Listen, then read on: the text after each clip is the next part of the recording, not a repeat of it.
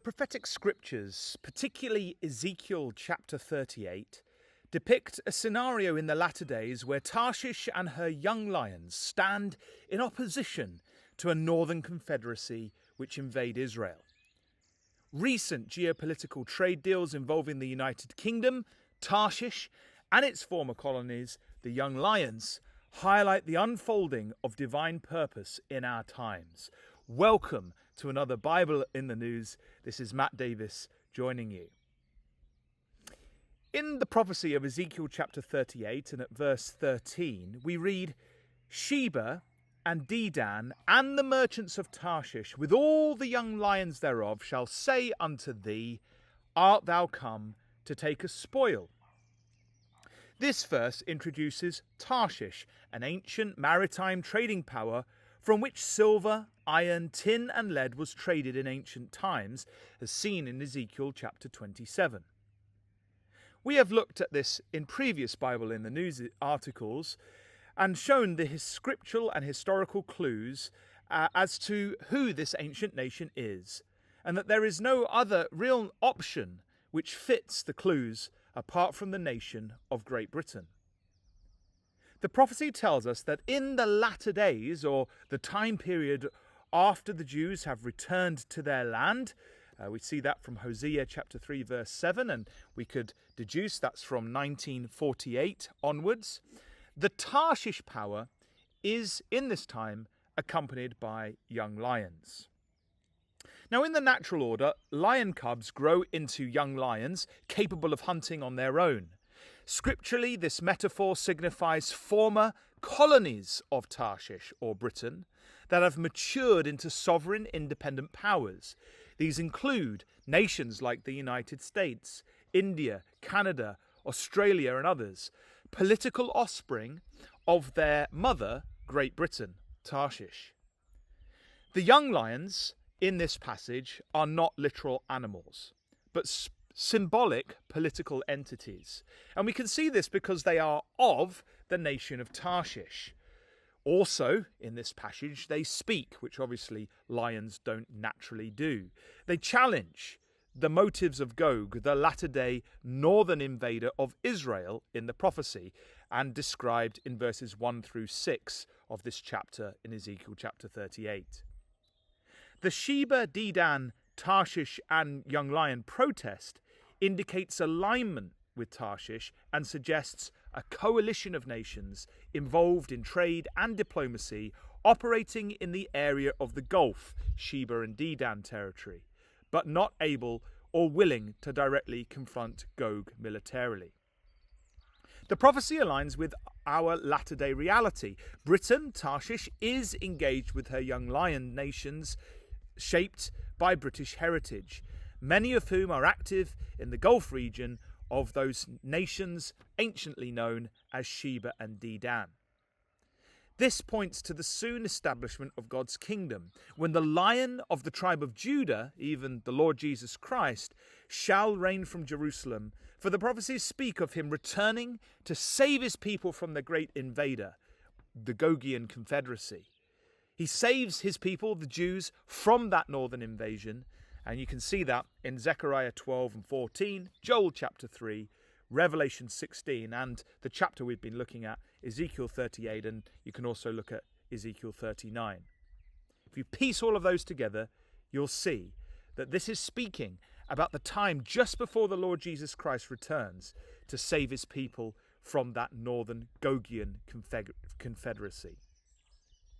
So why this is of interest is because in this last week, we have seen many developments unfold in the news in relation to the Tarshish group of nations. Here are some of the highlights. So on the 8th of May, the UK government issued a press release entitled, quote, "Landmark Economic Deal with the United States saves thousands of jobs for British car makers and steel industry. Thousands of jobs have been saved as the Prime Minister secured a first-of-a-kind trade agreement with the US," end quote. The UK and US have seemingly worked through an agreement to navigate the recent 10% tariffs Donald Trump had imposed on the UK. This was a light tariff considering some of the tariffs imposed on other countries by the US. Chinese goods, for example, entering the US had reached a 145% tariff mark. The BBC ran an article on the 8th of May entitled, quote, "What is in the UK-US tariff deal?" End quote. Within the report, it stated, quote, "The UK and the US have reached a deal over tariffs on some goods traded between the countries. President Donald Trump's blanket 10% tariffs on imports from countries around the world still applies to the most UK goods entering the US, but the deal has reduced or removed tariffs on some of the UK's exports, including cars, steel, and aluminium." End quote. This special treatment of the US to its mother lion of Tarshish, the UK, shows the bond between political parent and offspring is still apparent, even if it is markedly the most independent of her offspring. On May the 6th, 2025, the United Kingdom and India finalised a landmark free trade agreement, the most significant UK trade deal since Brexit. This agreement will see 99% of Indian exports to the UK become tariff-free and significant reductions in UK export tariffs to India. India, a former British colony of course, stands among the young lions of Tarshish. This new agreement not only strengthens economic ties, but also reflects the prophetic alliance described in Ezekiel, former colonies working in partnership with the mother nation in a global context of commerce and influence. On May the 8th, the news outlet Denton's reported that the UK government described the agreement as a, quote, "huge economic win," and that it was expected to add 4.8 billion a year to the UK economy by 2040.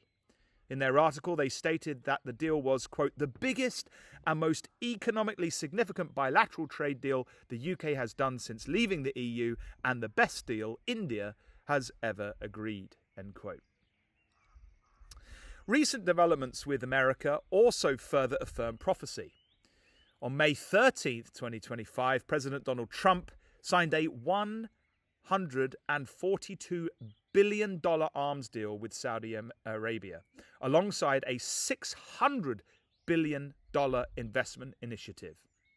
The New York Post reported that, quote, "In remarks to business leaders, the president pitched Saudi Arabia as the key to building peace and prosperity in the Middle East, contrasting the kingdom with the nuclear insurgents of Iran." Their report stated, "The deal will focus on Air Force advancement and space capabilities, air and missile defense, maritime and coastal security, border security and land forces, modernization and communication systems upgrades," end quote. Trump apparently urged Saudi Arabia to sign the Abraham Accords with Israel. We'll watch that with interest. Also this week in Qatar, Trump secured a $243 billion economic deal, including major aerospace contracts and military base investment. Fox News reported on this deal that, quote, "the defense deals also included a statement of intent to potentially invest more than $38 billion to support burden sharing at Al Udeid Air Base, a major base for the US military in the region, along with other defense capabilities for air defense and maritime security," end quote. Now, these deals place the United States, the prime young lion if you like, firmly within the region of Sheba and Dedan and the Gulf, engaging in trade and military collaboration. The presence of a Tarshish-aligned power in the Gulf fits precisely with the prophetic picture of a Western Bloc economically active and politically alert in the region during the latter days. So these developments then strongly suggest that the configuration described in Ezekiel 38 is indeed coming into place.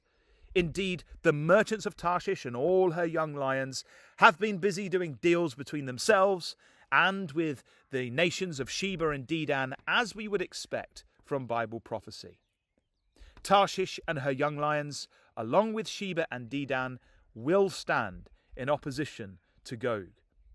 As believers, these signs remind us to be vigilant. The appearance of Christ, the true lion of the royal tribe of Judah draws near.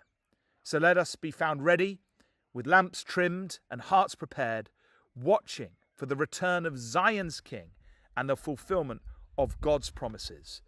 This has been Matt Davies joining you. Join us again next week, God willing, as we watch the signs of the times in another Bible in the News.